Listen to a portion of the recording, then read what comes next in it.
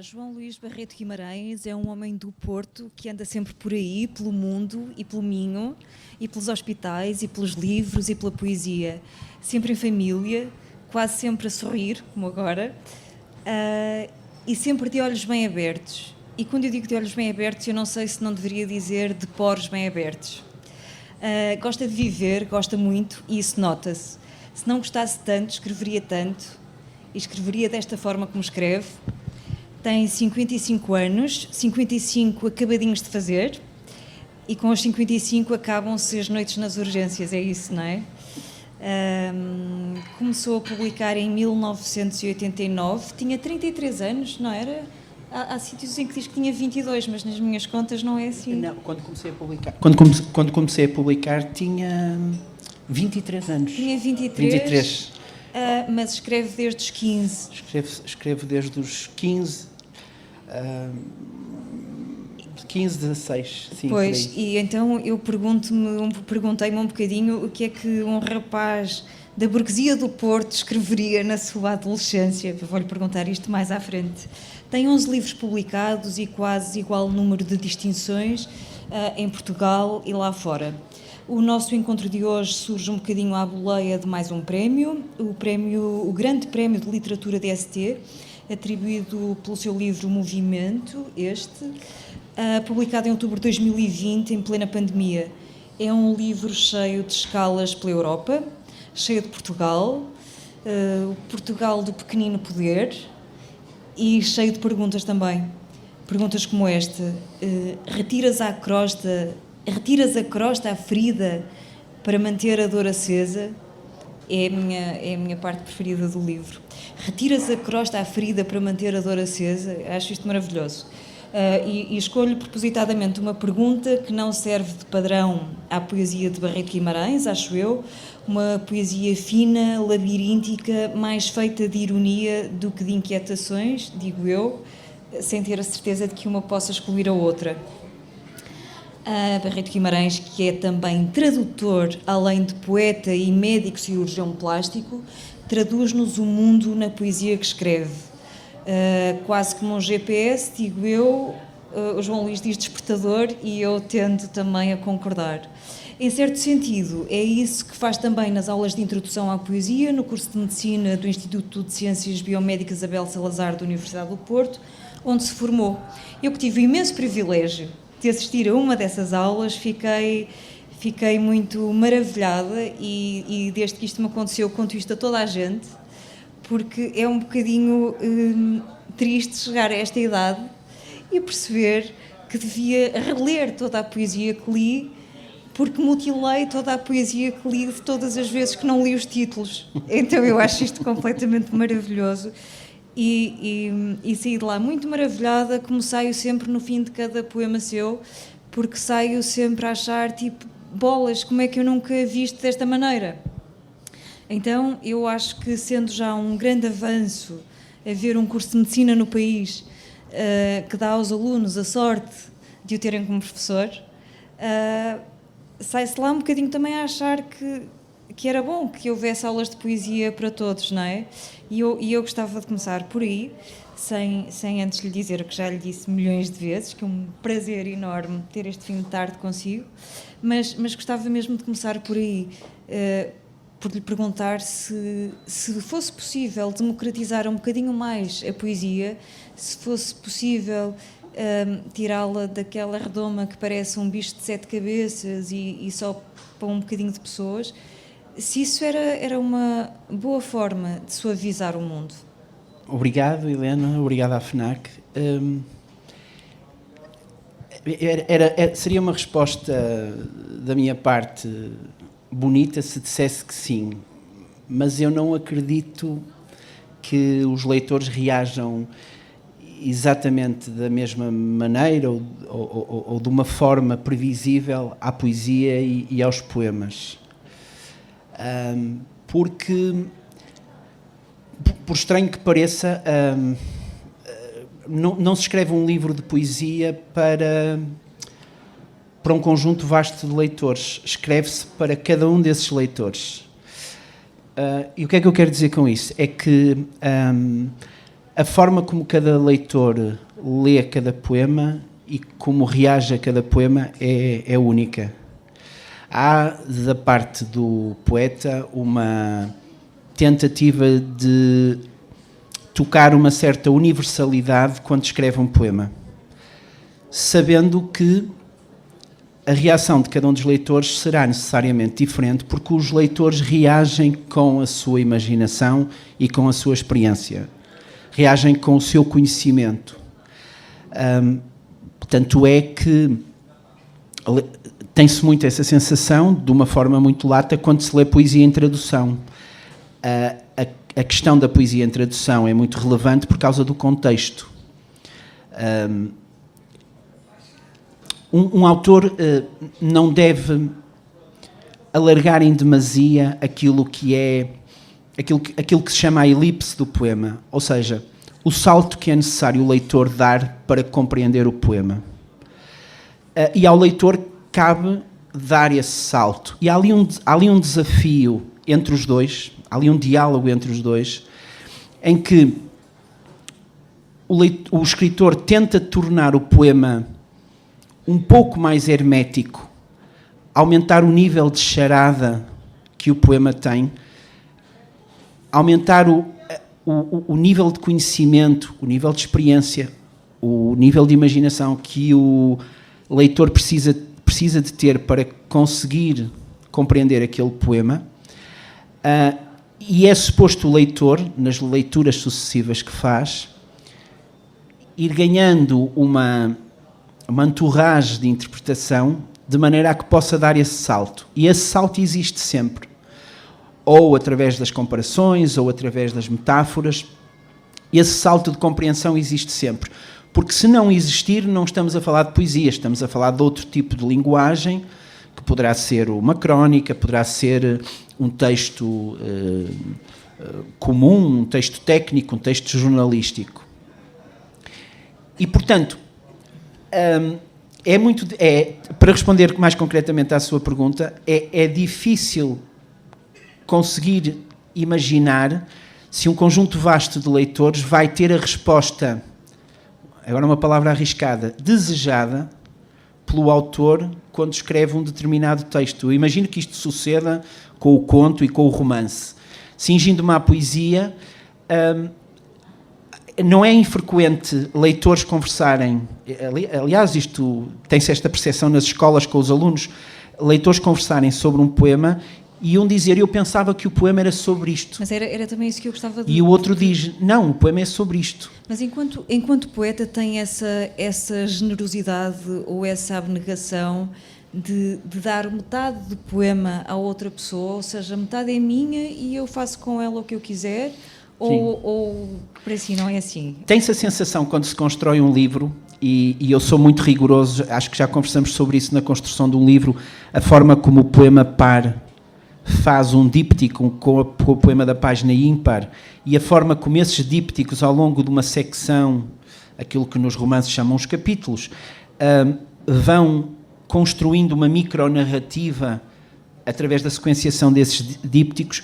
O autor tem a ousadia de imaginar que consegue de alguma forma condicionar a interpretação ou os fluxos de tensão ou os fluxos de comicidade e do trágico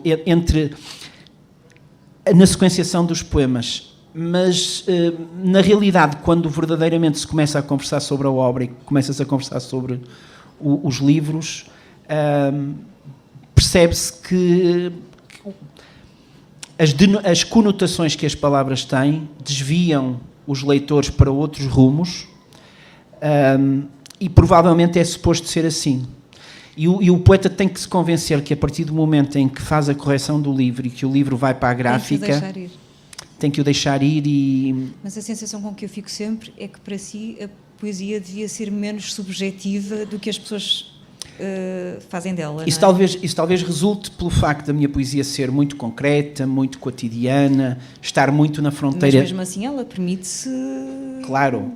E nem todos os poemas são iguais. Há alguns poemas que são... Cada livro tem um conjunto de poemas âncora traçam uma narrativa que normalmente está sujeita, no meu caso concreto, a fluxos de tempo.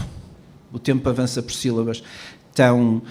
Ou são poemas que vão do outono à primavera, ou são poemas que vão da manhã à noite e à manhã do dia seguinte, ou são poemas que vão de casa à rua e regressam a casa. Eu tenho o cuidado de os ordenar numa micronarrativa, porque no fundo há ali uma persona que acaba por ser o personagem e o ator, ou que empresta elementos da sua biografia à obra. Mas percebo pelas conversas que tenho, até com pessoas que me são muito próximas, às vezes familiares, que os poemas fogem para outros caminhos e eu tenho que os deixar ir e não tenho a veleidade de impor a minha leitura. Eu tenho é que ter a minha leitura e as coisas têm que fazer muito sentido para mim. A sequência dos poemas ao longo do livro tem que fazer muito sentido para mim. A partir do momento em que as leituras são outras, aí entra o tal elemento da imaginação e do conhecimento e da experiência de cada leitor. Nessa forma de chegar ao leitor, e pegando aqui um bocadinho no prémio, que eu acho que é importante falar, eu pergunto-me o que é que será o reconhecimento. A sua obra tem sido imensamente reconhecida em todos os lados, é uma obra já mais do que consolidada, mas eu pergunto-me o que é o reconhecimento para um poeta nesta fase da carreira ou do destino, num país em que a tiragem média de um livro é de 300 exemplares, sei que não é o seu caso, é um bocadinho mais, não é? Mas a cada livro, em que momento, o que é que tem que acontecer para sentir... tive aqui 3 anos ou 2, aqui, por exemplo, com o movimento, está tudo bem, já cheguei lá. Em que momento é que sente que chegou alguém? É um prémio, é ser abordado na rua, fez um discurso maravilhoso na entrega do prémio, não é? Que desmonta a nossa ideia do poeta depressivo, fechado em casa, portanto, é o homem das calças de ganga, que vai ao supermercado e que anda por aí. Então, qual é assim o momento em que se sente quase aconchegado? Tipo, está tudo bem, cheguei lá. Não são os prémios. Imagino que me imaginava os prémios têm um aspecto curioso e, no meu caso, felizmente, não é o aspecto monetário, que é a avaliação do júri. É muito interessante para um poeta que veio da ciência, que veio da área da biologia e da medicina, a ver o seu trabalho reconhecido por um júri que felizmente já sucedeu numa série de circunstâncias, que está ligado de alguma forma à academia. É um aspecto que é relevante e como que confere uma certa validação, porque a justificação para os prémios tem sido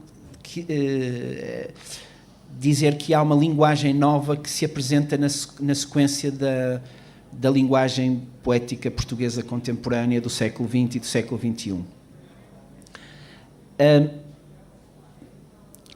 Por outro lado, é muito relevante, é muito importante também para mim, e eu não descuro essa questão, será um apontamento meramente, mas é relevante eu perceber que tenho uma editora muito empenhada desde há 5, 6 livros atrás, que sente que existe da parte dos leitores em geral um feedback que lhes permite, sem qualquer hesitação, apostar no livro seguinte. Isto é relevante quando se pensa no percurso que aconteceu até à Poesia Reunida da Quetzal, em que houve 7 livros que passaram, não por 7 editoras, mas por 5 ou 6 editoras, e em que eu tive que fazer o percurso que todos os jovens poetas fazem, começar com um livro em edição de autor, depois publicar 2 livros na Limiar do Egito Gonçalves. Depois o Egito Gonçalves faleceu e então editei numa editora de Lisboa, a Mariposa Azual, que não tinha grandes possibilidades de fazer um segundo livro, e passei para a Gótica. Na Gótica fiz 2 livros, mas a editora fechou. Depois passei para a Cotovia do André Fernandes Jorge, mas o André Fernandes Jorge faleceu. Depois passei para as Quasi, mas as Quasi tiveram que terminar. Portanto, eu tenho essa experiência e sei qual é a dificuldade de publicar o livro seguinte e às vezes ter que esperar 2 anos já com o livro pronto para publicar no livro seguinte. Portanto, também é relevante para mim saber que existe esse feedback. Eu, na realidade, para quem é que eu escrevo? Eu escrevo um bocadinho contra... para mim é muito importante a tradição. Exatamente para fazer diferente. Eu entendo que a poesia contemporânea não deve ser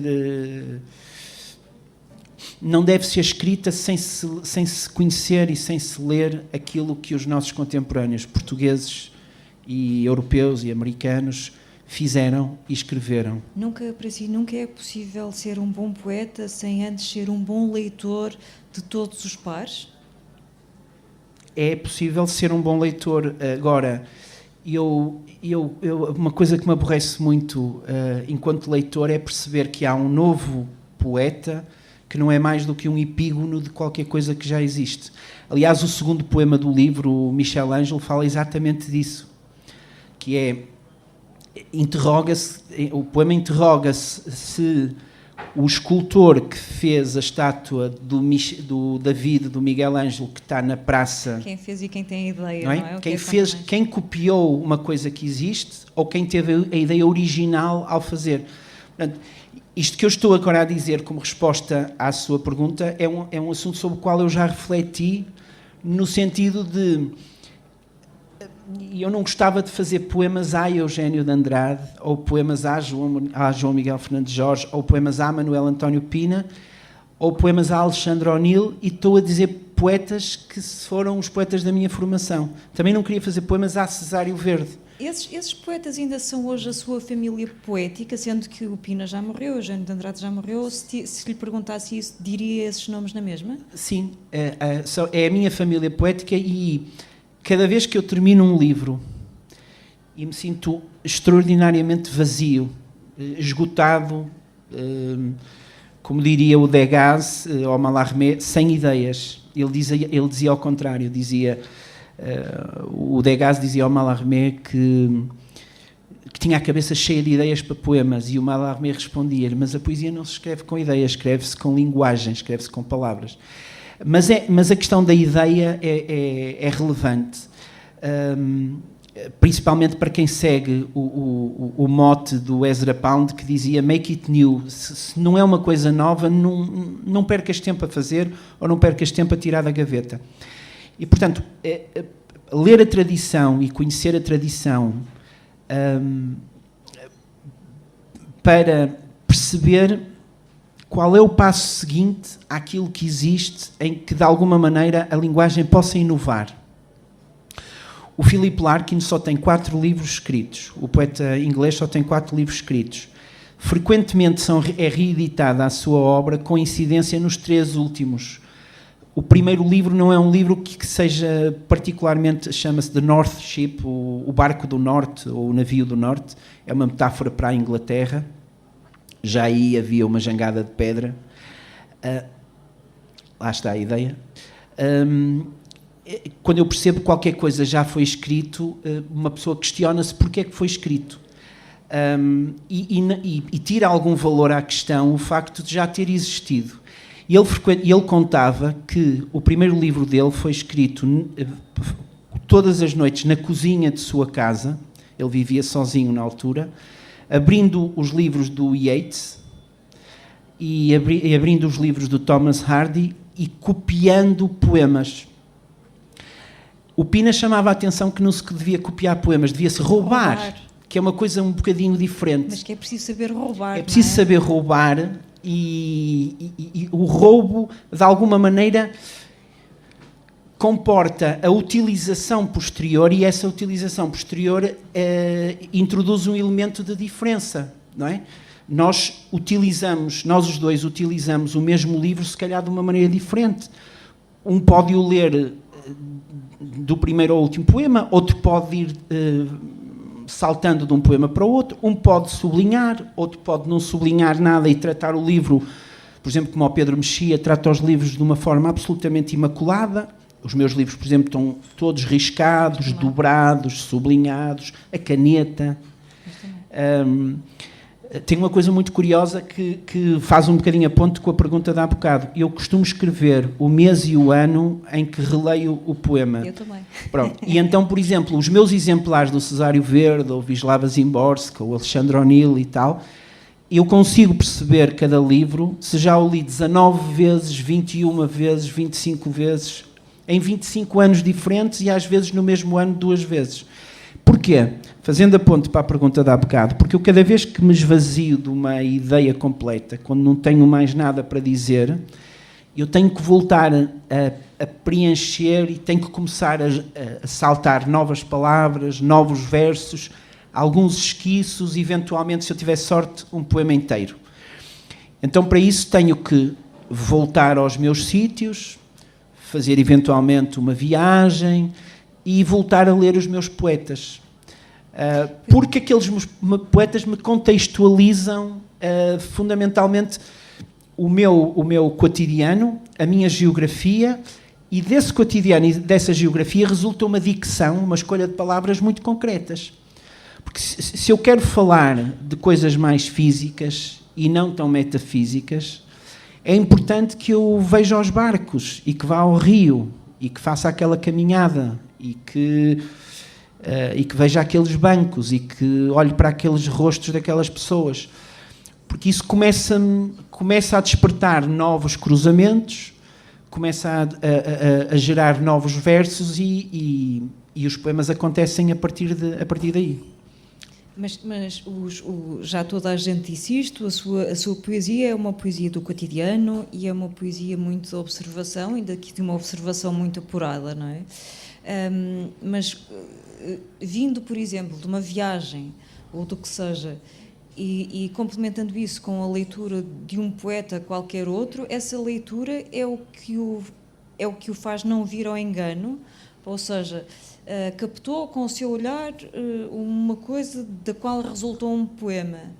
E é como se tivesse essa necessidade de ir verificar se o que sentiu e o que viu já foi escrito, porque a sensação com que eu fico sempre que nós falamos é que coloca uma pressão enorme em cima de cada poema.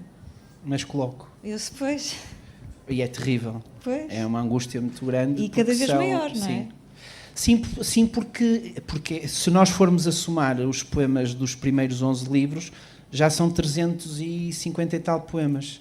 E não quer dizer que eu não goste de voltar aos mesmos temas, como um pintor repete temas com variações. Eu tenho os meus temas. Por exemplo, uma coisa tão simples quanto um café é um dos meus temas. O tempo é outro dos meus temas. Deus é outro dos meus temas, etc. E, portanto, pode haver pequenas variações e pequenas nuances e eu regresso a isso. Mas o detalhe que se destaca de cada um desses temas tem necessariamente que ser diferente. A linguagem depois, isto é tudo muito bonito, nós falarmos aqui teoricamente, mas depois onde as coisas se decidem verdadeiramente é nas palavras, não é? Nem é nas palavras, porque a gente, como dizia o Thomas Transtromer, cansados de palavras e palavras andamos nós. Nós queremos é linguagem, que é uma transformação, é uma reinterpretação do real ou até do físico e do metafísico, é uma reinterpretação, mas utilizando a linguagem. E na linguagem é que está a graça e a criatividade do poema propriamente dito. Porque nós podemos ler poemas absolutamente pesados de dicção e herméticos, em que se percebe que há ali uma intensidade de escolha de palavras caras e difíceis e fechadas, e em que é suposto termos quase um medo e quase uma dificuldade de interpretação e sentirmos uma barreira e uma obnubilação completa relativamente àquilo que estamos a ler. Exatamente porquê? Porque o salto que é dado, o espaço que o poeta exige que o leitor dê, é maior que a passada do leitor e provavelmente é maior que a passada do próprio poeta. Houve muito disso nos anos 60 em Portugal, na poesia dos anos 60 em Portugal, não vamos estar a dizer nomes, mas houve muito uma densificação do discurso, de maneira a entrincheirar e envolver o poema de uma importanticidade e de uma colocação do poema no Parnaso de uma maneira académica e difícil, que era suposto da parte de quem escreveu tornar o poeta um ser, exatamente como eu digo no início do meu discurso para o Prémio DST, que não deveria ser assim, e na realidade o que fez foi afastar completamente os leitores da poesia, que depois foi um trabalho muito árduo durante a poesia dos anos 70 e dos 80 e dos 90, conseguir voltar aos 300 exemplares de livros vendidos, porque as pessoas pura e simplesmente mudaram para outros discursos, mudaram para a música, mudaram para o romance, pura e simplesmente deixaram de consumir poesia, porque pura e simplesmente a poesia não lhes dizia nada. E esse espaço do alargamento ou do estreitamento, em que cada um quer fazer o caminho até metade da ponte, é que define se há comunicação ou não há comunicação. E, portanto, como é que se dá a volta a esta situação, tornando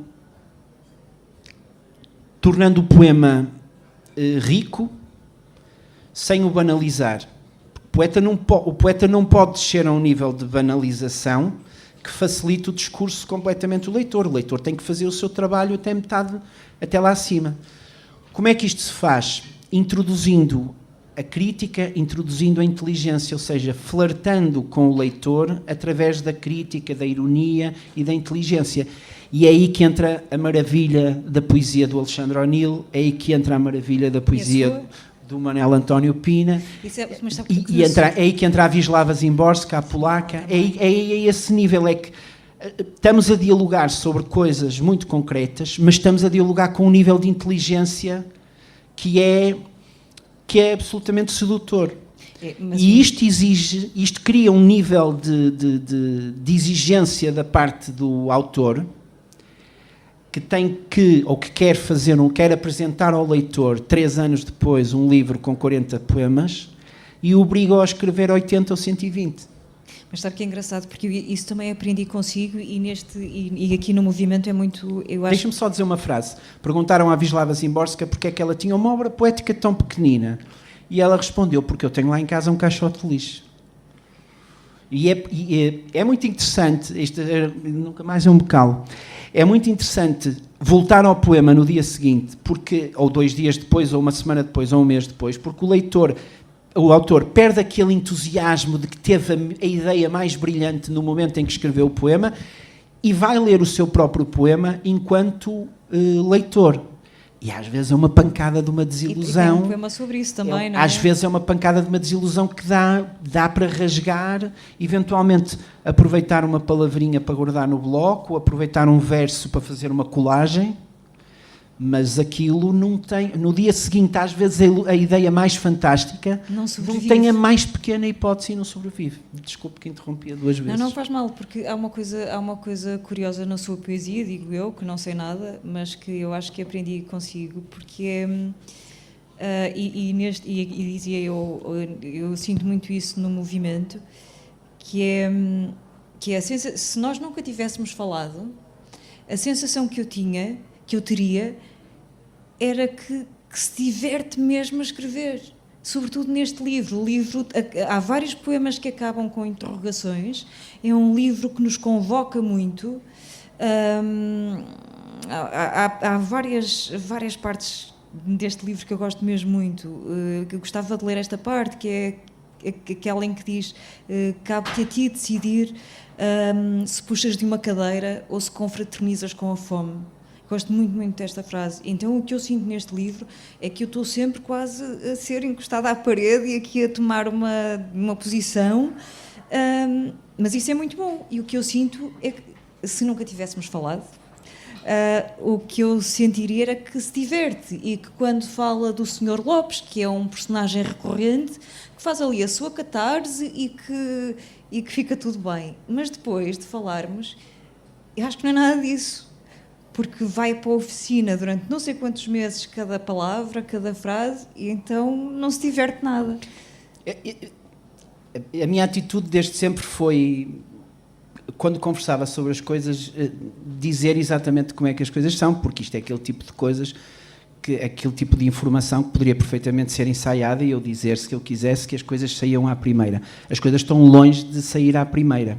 Aliás, as ideias propriamente ditas saem à primeira porque elas vêm eu não sei de onde. Por exemplo, quando eu tive a ideia para esse poema, que eu achei uma ideia incrível e fiquei surpreendido comigo próprio, não me dando tanto mérito a mim, mas perguntando-me a mim próprio de que sítio de dentro de mim é que aquilo vinha. E isso é que é extraordinário, uma pessoa surpreender-se a si própria. O Robert Frost tem uma frase que diz: se não for uma surpresa para o autor, não vai ser uma surpresa para o leitor. E então o meu critério tem sido esse. Tem sido selecionar, em última instância, aquilo que é uma surpresa para mim, ou foi uma surpresa para mim. Depois, quando começo a trabalhar muito o livro, a certa altura tenho necessidade de o mostrar a alguém, e normalmente é à Teresa e à Francisca em primeiro lugar, que é para perceber, mesmo quando aquele impacto já suavizou em mim, se realmente aquilo é uma surpresa. E depois é evidente que o conjunto é bom porque resulta de uma seleção e de uma eliminação, porque escolher é eliminar. Se nós formos suficientemente criteriosos ao eliminar, o que resulta é o concentrado daquilo que era bom. O que é necessário para este processo? É preciso muito tempo. Não se pode ter a ambição de apresentar um livro de poemas num ano ou em 2 anos. Tem que ser no mínimo em 3 anos, porque é necessário viver, escrever, ensaiar, eliminar Sim. Para sobrar aquilo que verdadeiramente é bom e compor. Sendo que no seu caso não elimina só poemas, dentro de cada poema elimina versos inteiros e Sim. palavras. Sim. Quando eu percebo que o poema não vai ser aquilo que os anglo-saxónicos chamam um keeper, que é um poema para ficar, eu pura e simplesmente ou o abandono durante muito tempo ou então resolvo trabalhar. Isto tudo tem um aspecto muito curioso, que é apagar a cicatriz disto tudo. Porque tudo isto resulta numa enorme colagem, tudo isto resulta numa enorme composição e aqueles livros que são mais interessantes são aqueles que dão qualquer coisa ao leitor, ou até dentro do próprio poema, quando se dá qualquer coisa ao leitor para imediatamente lhe tirar a certeza. E isso é muito engraçado porque a poesia tem uma coisa que a prosa não tem. Na prosa há uma mancha gráfica que é suposto terminar no final da página. Na poesia isso não existe porque nós escrevemos em escadinha. Ao mesmo tempo que escrevemos em escadinha, estamos a esculpir o poema. Nós podemos decidir onde é que interrompemos cada verso, que pode até nem ser, em termos de sintaxe, o final do verso. Nós temos uma figura que é o enjambement, que nos permite surpreender o leitor, levando o verso num determinado sentido e, na linha seguinte, sabotar completamente esse sentido. Eu faço muito isso ao leitor para o agarrar na sequência do poema e depois dou-lhe uma pancada final, que às vezes até vai no sentido contrário àquele que o poema estava a desenvolver. O Miroslav, isto parece tudo um jogo, o Miroslav Holub, que era um poeta checo extraordinário, imunologista, era médico, ele dizia, a poesia não passa de um jogo. O Vasco Graça Moura também gostava de dizer isso. Há aqui, evidentemente, uma construção. O mundo não se apresenta para nós no cotidiano da forma... Nós não falamos exatamente da forma que lemos na sequência de um poema. Aquilo é quase como se fosse uma linguagem ideal, uma máquina verbal que é posta a tocar. E cada leitor a lê e reproduz, as vezes que quiser, nos contextos que quiser, seguindo mais ou menos as regras e o ritmo que o autor, de alguma forma, condicionou. E mesmo assim, existe toda aquela liberdade com que nós falamos há bocado. Mas este jogo a coisa que eu acho mais surpreendente na leitura da poesia é a surpresa, o elemento de surpresa.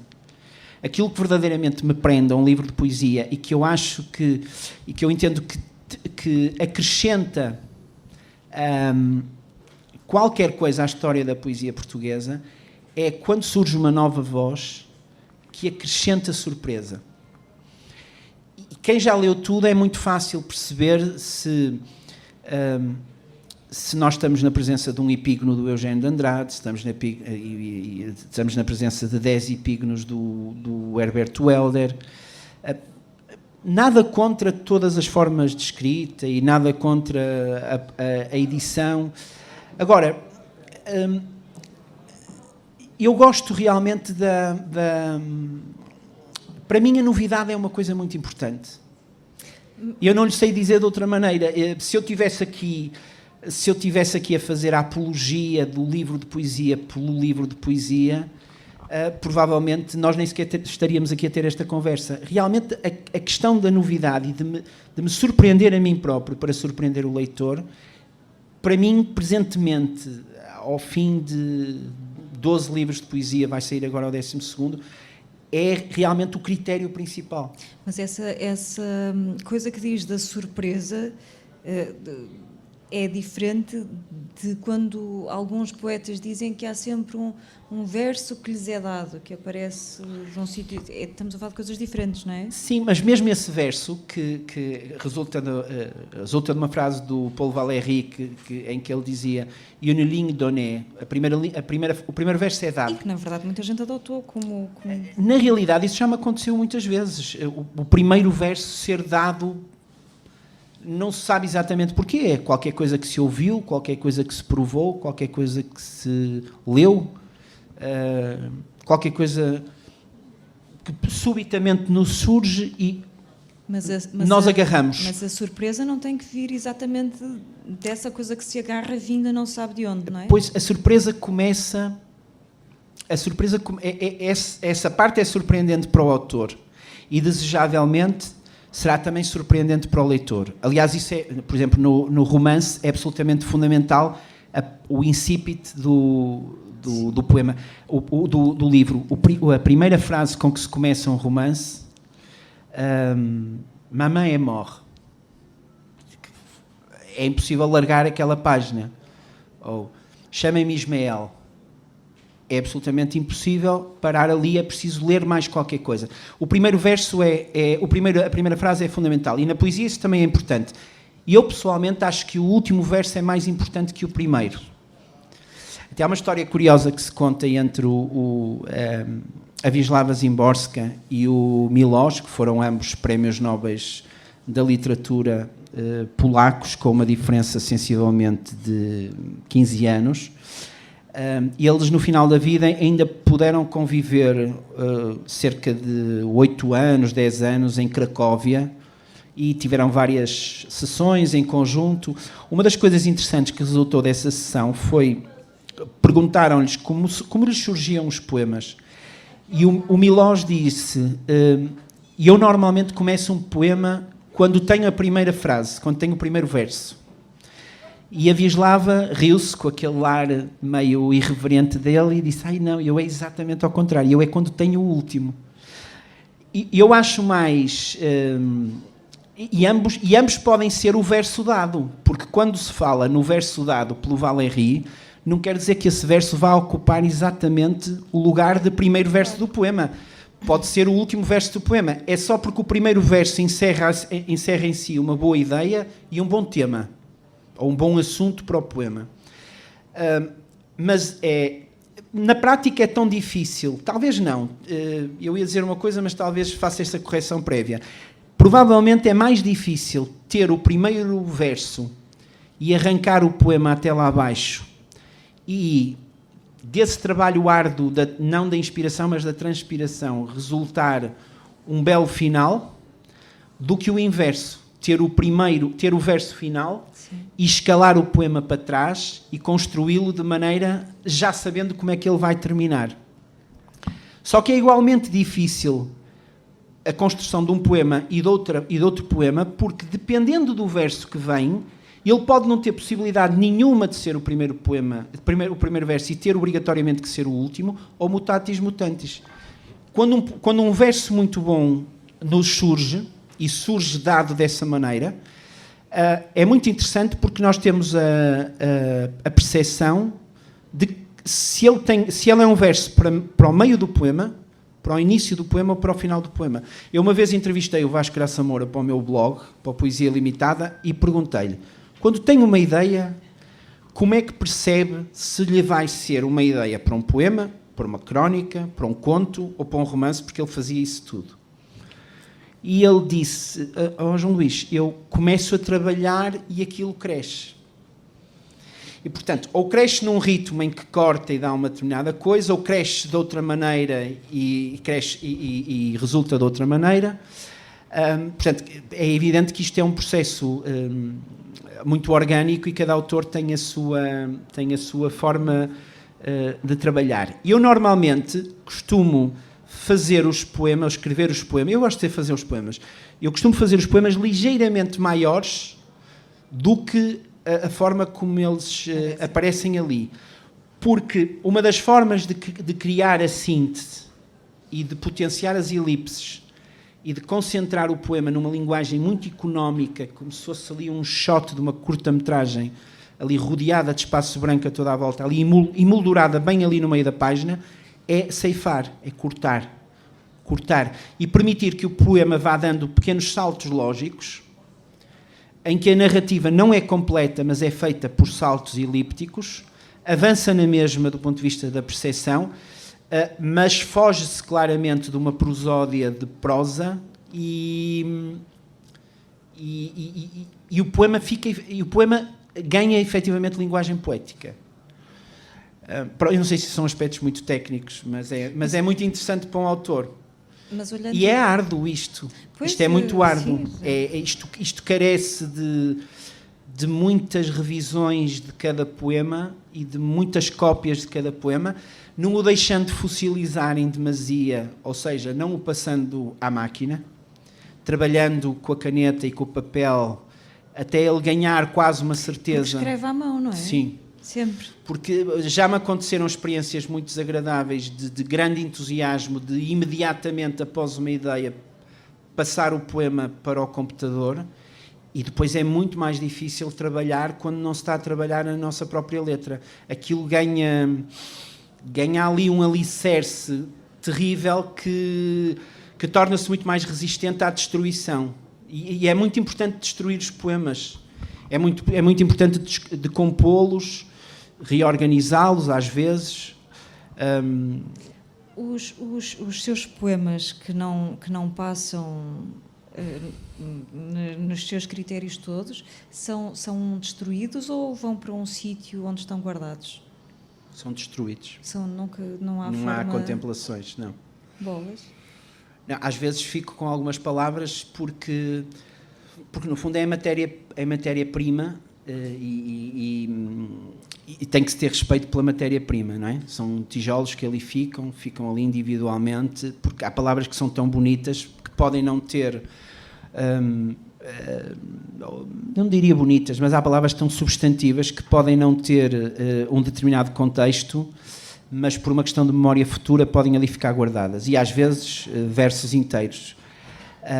Aliás, há um poema neste livro que se diz, Aristóteles dizia, eu até se calhar posso ler. É o segundo, não é? É o último poema da primeira parte, que dá a ideia que há aqui uma contradição, mas na realidade eu mostrarei que não é. Aristóteles dizia, se conseguis retirar uma estrofe ao poema, palavras, versos inteiros, sem que ninguém se aperceba de que algo está em falta, é porque o que rasuraste nunca pertenceu ao poema. De maneira nenhuma pertencia lá, esteve lá provisoriamente. A questão que isso levanta por agora são duas. Em que lugar da Roma antiga estão perdidas as palavras, versos, estrofes inteiras, que Catulo ou Horácio libertaram dos poemas? 2. Poderá ser que esses versos, estrofes, palavras inteiras, lá na festa onde se encontram, alinhem, mesmo que ao acaso, admiráveis poemas. Ou seja, a Ana Akhmatova dizia que os versos nascem do lixo. mesmo aquilo que é basura tem sempre qualquer coisa de onde construir. Então, se fôssemos para as artes plásticas, poderíamos lembrar nomes de artistas que, através do lixo, fizeram obras de arte. E, portanto, mesmo quando se eliminam essas palavras, há que ter algum respeito por essas palavras e muito respeito pela linguagem.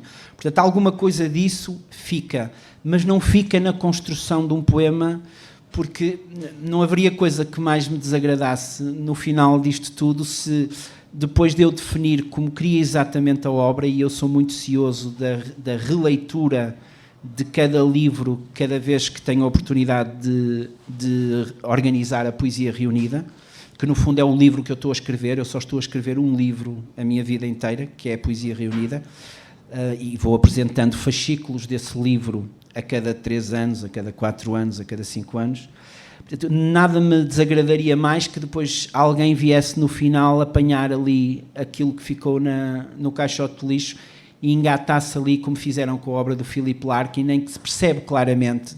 Quem lê os 4 primeiros livros do Philip Larkin, nomeadamente os 3 últimos livros, percebe perfeitamente porque é que aqueles poemas que eles encontraram na arca dele não foram constituídos num livro e conforme as datas com que foram escritos, não entraram nas sequências do livro, dos diversos livros que ele foi escrevendo ao longo da vida, e ele editava livros de 9 em 9 anos. Portanto, o processo dele era extraordinariamente lento e só fez 4 ao longo da vida. Portanto, aquilo que não pertence ao livro não deve nunca vir a ser incluído. Sim, mas deixa-me fazer-lhe 2 perguntas que tenho essa curiosidade. Essa depuração quase obsessiva que faz de cada poema agudizou-se ainda mais desde que começou a traduzir, por um lado. E por outro lado também tenho esta curiosidade, um poema que resiste a tudo e que chega finalmente a um livro. Quantas páginas pode guardar desse poema em construção? Porque eu sei que as guarda, não é? E que faz uma sequência. Até tenho vergonha de dizer. Muitíssimas. Dezenas, várias dezenas. Mas guarda essas páginas dos poemas vencedores? Por acaso, dos últimos 5 livros, tenho-as lá em casa, sim. Uau! A sério?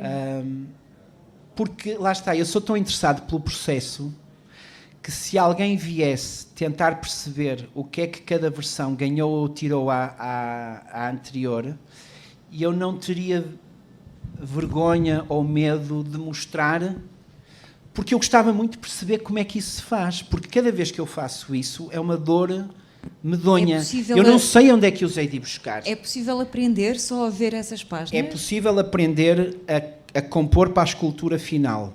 Não é possível prever de onde é que estas coisas vêm. Okay. Porque eu fico tão feliz quando tenho uma dessas ideias e fico tão contente quando chego à versão final e tenho 40 ou 45 poemas de que me orgulho e que, lidos 2 anos depois, lidos 4 anos depois, lidos 6 anos depois, têm para mim uma frescura e uma vitalidade e um afeto que se mantém. Tanto assim é que eu não os elimino nas sucessivas edições da Poesia Reunida, e vai haver agora a 3ª, que eu gostava muito de perceber de onde é que isto vem. E eu sei que é impossível perceber de onde é que isto vem. Isto vem de uma mistura, vem de tudo que eu li, de tudo que eu provei, de tudo que eu visitei, de tudo que eu conversei, vem de...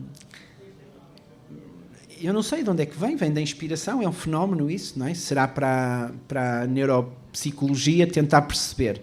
Mas toda esta conversa que nós estamos a ter é se calhar uma ansiedade da minha parte de tentar perceber o processo e ir lá buscar mais. Porque é muito agradável quando se tem uma das ideias, por exemplo, como aquela que disse há bocado do poema do Sr. Lopes, quando uma dessas ideias surge, há uma alegria química, no corpo de satisfação idêntica àquela fruição que se tem quando quando lemos um poema de outra pessoa que realmente é absolutamente extraordinário e encerra uma ideia e um achado, vamos dizer, um achado extraordinário, ou quando vemos uma jogada de futebol absolutamente extraordinária, ou quando ouvimos uma música com uma letra absolutamente extraordinária, ou quando tem uma espécie de síndrome de Stendhal, assim, uma beleza... Tinha esta curiosidade também. E eu também quero essa sensação da descoberta, e há ali quase que um vício de procura que, primeiro através da leitura, tenta-me colocar no contexto. Portanto, eu se tiver algum tempo para ler, não perco tempo a ler um jornal, não perco tempo, eu não queria dizer isto, porque a Helena é jornalista, mas não leio um jornal de fio a pavio, não leio uma revista de fio a pavio, não me entretenho tanto a ver televisão, não leio um romance, vou imediatamente mergulhar nas minhas palavras e na minha linguagem, até para ver se daí resulta alguma coisa. Portanto, há uma contextualização permanente para ver se recebo algum retorno e a partir desse retorno consigo ter mais um poema diferente. Mas vai haver uma altura em que eu vou deixar de conseguir fazer isso, mas eu estou a testar a minha experiência cognitiva um bocadinho até ao limite. Não, até porque o processo parece muito... masoquista não é a palavra, mas é um... Sofredor. Muitíssimo. Muito. É. Não é? Porque ainda mas não será como um atleta que... A Patrícia Mamona que repete e repete e repete e repete. Será que eu também não estarei a tornar a trabalhar o músculo do cérebro como quem trabalha o músculo do corpo? Mas não é pela repetição que surge a excelência? Mas a sensação... Se eu me sentar quieto sem fazer nada, poderei ter na mesma as ideias, mas com um ritmo que... É verdade que eu tenho uma certa urgência. É verdade que eu tenho pode haver prazer nessa urgência ao mesmo tempo? Porque a alegria da ideia é efêmera, suponho eu.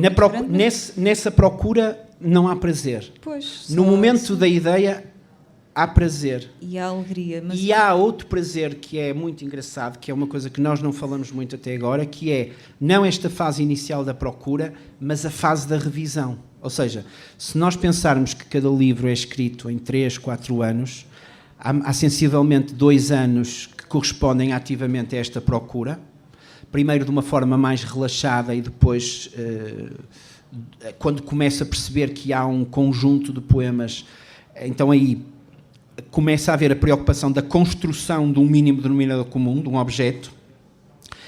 E depois há uma segunda fase, que é a fase em que se começa a organizar o livro e que começam a surgir novos poemas já para aquele livro e para aquele tema e para aquele título, em que se trabalham os poemas antigos num processo que está descrito pelos poetas, que é a revisão. E os anglo-saxónicos, por exemplo, dão muita importância a isso, que é a revision, que é esse trabalho de revisão tem a ver com substituição de palavras, colocação de uma vírgula, deixa-me perguntar-lhe cortes de versos, mudanças de título, falamos há bocado. Mas por exemplo, pode ceder essa tentação num volume de poesia reunida? Claro. Deixa-me ir aqui... Claro. Mas isso muitos poetas, o Herbert Welder dizia isso. Não há nenhuma poesia reunida. Porquê? Porque o Valéry também dizia assim, um poema não está nunca terminado, é só abandonado. O poema está ali abandonado. E o que é que acontece? Da mesma maneira que ao longo de um livro os poemas dialogam entre si, ao longo de uma poesia reunida, que é a vida, é o álbum daquele autor, os livros também dialogam entre si. E é inevitável, com este processo de depuração, uma certa crítica aos livros anteriores. Só que eu tomei uma atitude de coragem, que é simplesmente eu não vou nunca eliminar os livros anteriores. Não é que eu não gosto deles, eu gosto deles, mas eu presentemente, para gostar deles como gosto dos últimos poemas, sou obrigado por breves segundos, a contextualizar-me àquela idade e àquela geografia e àquele contexto e àquelas leituras. Mas justamente era isso que ia perguntar-lhe, porque a sensação que dá é que a versão que está mais perto de si é a que está na poesia reunida sempre, não é? Sim. Mas isso não é adulterar um bocadinho o que estava a sentir e a pensar no momento... Mas atenção, eu estou aqui a exagerar no que digo de revisão. Às vezes a revisão não chega a ser uma palavra, é a forma como o verso corta ou uma vírgula que se introduz num livro de poemas de prosa poética. Quando eu digo... E porquê é que é assim? Porque estes livros têm poemas que resultam de... chega a ser 20, 30 e 40 versões copiadas ao longo desses tais 3 anos, de maneira que quando esses poemas entram para o livro já vão com uma escultura, com uma silhueta, com um perfil, com uma definição muito próxima daquela que... ou definitiva, ou muito próxima daquela que irá sair. Ou seja, eu não faço muitas correções nas provas. Por exemplo, eu revejo as provas da editora com uma extraordinária rapidez. Em 2 semanas, as 3 provas que eu faço sempre estão revistas. Porquê? Porque os poemas já vão muito definitivos. Agora, até chegar ao momento em que entrego a versão definitiva ao editor, o manuscrito definitivo ao editor, então aí os poemas sofrem todas essas metamorfoses e todas essas 20, 30, 40 versões. O que é que isso ocasiona? Que quando eu reúno a poesia, quando eu faço a poesia reunida, constato que quanto mais recente é o livro, menos as alterações acontecem na poesia reunida. Quanto mais antiga, mais uma palavra, outra palavra ali vai ser mudada ou qualquer coisa. E se não é mudada, às vezes anda-se obsessivamente a pensar qual é a palavra ideal que entraria ali naquele espaço. Porque, independentemente de estar num momento de construir um volume de poesia reunida ou não, tenho ideia, pelo menos, que faz uma coisa que muitos autores não fazem, que é ciclicamente confrontar-se com aquilo que escreveu. Sim. Não é o tipo de autor que diz: escrevi, está ali, nunca mais fui lá, não sei o que lá está. Eu posso dizer, por exemplo, que eu já... Está em autoteste permanente. E quero perceber o que é que esse livro acrescenta aos meus anteriores. Portanto, eu escrevo contra mim próprio também. Pois, eu sei. Eu escrevo muito contra mim próprio. Por exemplo, eu agora já entreguei o próximo original ao Francisco José Viegas, sendo que o livro só vai sair em fevereiro. Tinha anunciado que seria um livro mais solar, sempre é? É um livro mais solar que parte de um verso da parte final de um poema que se chama Hotéis Decadentes que atendem no inverno. Eu tenho que ler porque eu não sei os meus poemas de cor, não sei nenhum poema meu de cor. E então o poema termina: à margem do rio desenha-se com luzes que bruxuleiam. Quando caminhas contigo é inquietação o que sentes, vê-se mudas e senti. E a resposta a este pedido de mudança é o próximo livro. Vejam a próxima temporada. Pronto, vejam a próxima temporada. Sendo que antes disso tem esta frase maravilhosa de a derrota é uma forma de paz, que eu gosto muito. Exato. E então, o próximo livro responde a este último poema. E eu já devo ter lido seguramente umas 3 vezes a poesia reunida toda no processo de escrita do próximo livro. Porque eu tenho que perceber como é que o próximo livro encaixa na obra poética, porque isto é tudo um livro só. Eu percebo. Aliás, isso, nada que o Baudelaire só escreveu La Fleur du Mal. O Walt Whitman escreveu As Folhas d'Erva. Sim. E o que é que iam fazendo? O César Pavese, o Lavorare Stanca. O que eles iam fazendo era, o próprio Cavafis, o que é que ele fazia? Acrescentava poemas, às vezes até onde eles encaixavam melhor, não cronologicamente, mas tematicamente, na sequência do livro que tinha produzido. Então, o primeiro livro que saiu tinha... O primeiro Fleur de Mal tinha, por exemplo, sei lá, não sei de cor, mas imagine 30 poemas, a segunda versão tinha 60 e a versão final tinha 90. Imaginamos, não sei se é isto. Mas era sempre o mesmo título e era a mesma personagem, a mesma persona, numa cronologia diferente.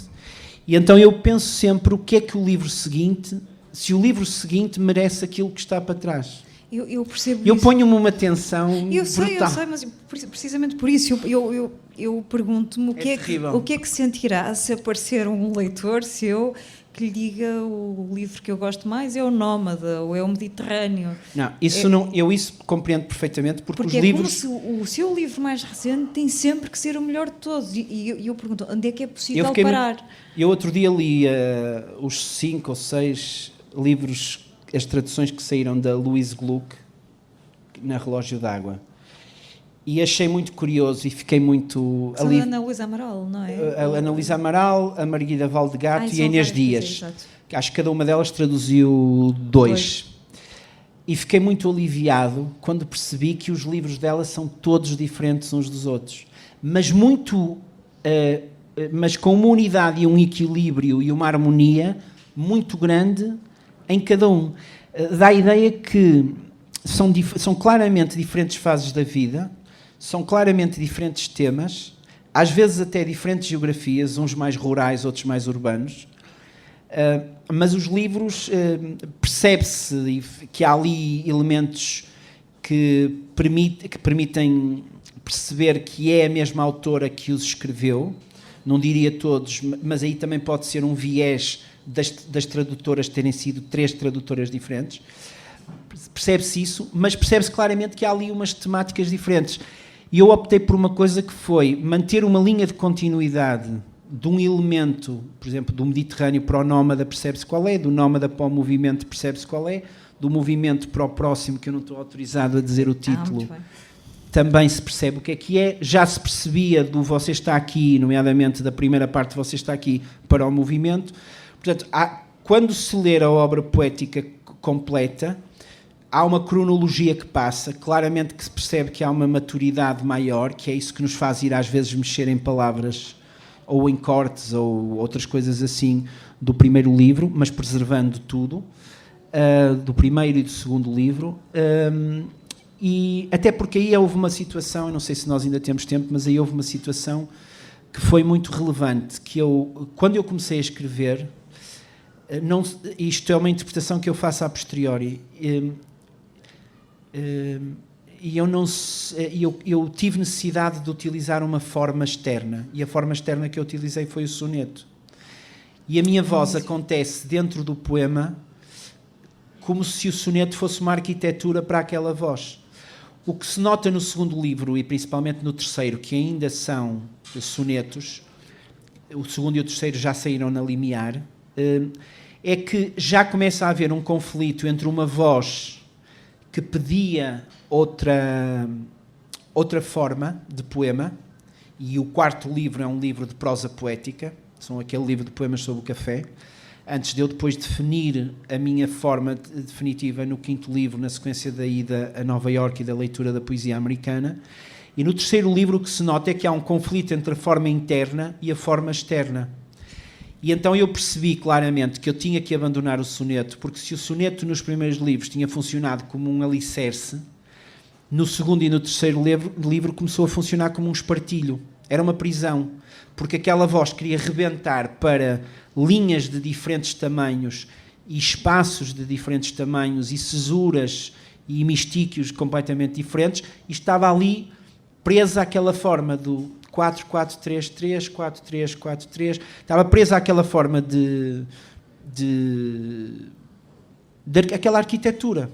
E, portanto, eu tive necessidade de expandir. E o que eu constato agora é que o que determina a forma do poema, às vezes é o som, ou será sempre a eufonia da língua portuguesa de base, o ritmo, que é um ritmo que corresponde à minha respiração, mas fundamentalmente é a lógica do poema que determina a sua forma. E ele é que, a lógica do verso é que decide quando é que o verso acaba e para onde é que o verso vai. E se o verso tem 8 palavras, ou se tem 2 palavras, ou se tem 4 palavras. E ele está quebrado daquela maneira porque o que está a ser dito no próprio verso exige que as palavras estejam dispostas daquela maneira. Portanto, a certa altura, a criação controla o Criador. E eu não tenho nenhuma ideia pré-determinada. A única coisa que quero é que o poema termine antes de virar a página. Quero que ele termine muito rapidamente. Há aquela ansiedade de cavalgar a ideia com aqueles enjambements, uma poesia que se calhar é urbana e, portanto, tem uma certa urgência, tem uma certa pressa de ser dita, mas emoldurada a toda a volta com silêncio e com espaço branco. Portanto, quando o leitor vira a página, vira para um momento completamente diferente daquela persona. Deixe-me só fazer 2 perguntas para acabar, já estamos muito para lá do tempo. São mesmo 2 perguntas de resposta curtinha, eu acho, e um pedido depois. Já falou várias vezes da poesia reunida, disse que que estará ao longo da vida sempre a escrever o mesmo livro, deu o exemplo do Whitman, de Baudelaire, etc. Se eu lhe perguntasse hoje se já tem o título para as suas Flores do Mal, já tem?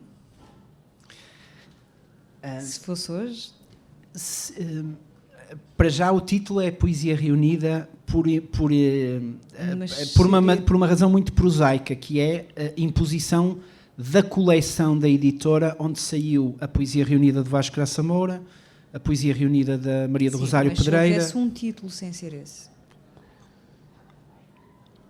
Eu vou fugir à pergunta porque não a posso dizer. E eu era capaz de lhe dar o título do próximo livro, que é um título, título muito bem achado. Mas não pode dizer, mas ficamos a saber que o título do próximo livro poderia ser o título da Poesia Reunida. Poderia perfeitamente. Uma vez dei uma entrevista à Anabela Mota Ribeiro, em que disse que fez um autorretrato quando tinha 45 anos, em que se descreveu como um cético inconformado. Como já passaram 10 anos, eu queria só saber se isso se mantém ou não. Eu depois no Nómada fiz um autorretrato aos 50 anos e no próximo livro sai um autorretrato aos 55. Parece quase as colonoscopias que se fazem de 5 em 5 anos a partir dos 50. Mas o poema dos 50 anos é significativamente diferente dos 45, porque fala, depois a Helena poderá rever no Nómada, porque fala mais do facto da doença, que é uma metáfora, a doença andar aí e eu sentir que ela me está a respirar aqui ao ouvido, e dos amigos da mesma geração que telefonam já com a doença e com quem se conversa sobre isso. E o autorretrato aos 55 já vai mais longe, já agradece o facto de acordar para mais um dia. O autorretrato, embora vá falando pontualmente de outras coisas, como por exemplo essa caracterização de ser um cético inconformado, que eu acho que se mantém, e eu acho que por esta conversa percebe-se porque é que eu sou cético, mas também vê-se bem que eu sou inconformado. Eu acho que essa sequência de 3 poemas, que eu espero que a continue a fazer aos 60, aos 65 e por aí fora, cada vez valorizam mais o facto de se conseguir vencer a doença que vai chegando sob as formas às vezes mais frustres, outras vezes mais instaladas, e fundamentalmente saborear a vida e continuar vivo, que no fundo para cada ser vivo é o grande objetivo, não é?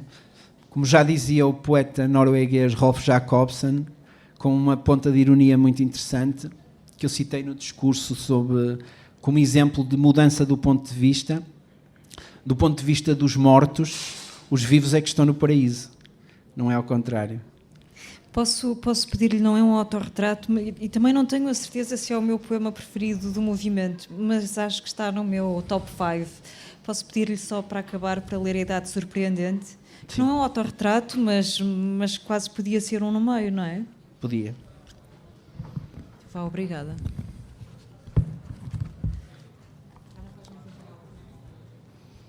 A Idade Surpreendente. Na manhã do outro dia, o mundo está sempre de volta. Deixo os degraus e escuto os lamentos da madeira. Dissolvo uma aspirina num copo de água esquinado, o copo sente-se logo melhor. Deixo agora que me tome a idade surpreendente. Essa idade em que os amigos não resistem à inveja, os inimigos esboçam um adiado respeito. Saio à rua e reconheço o mundo desarrumado. É como se o verão tivesse dado uma festa e o outono aparecesse, fazendo-se de convidado. Na idade surpreendente, estamos a meio de nada, como moedas que sobram de viagens ao estrangeiro. Sabes que valem dinheiro, mas aqui não têm valor.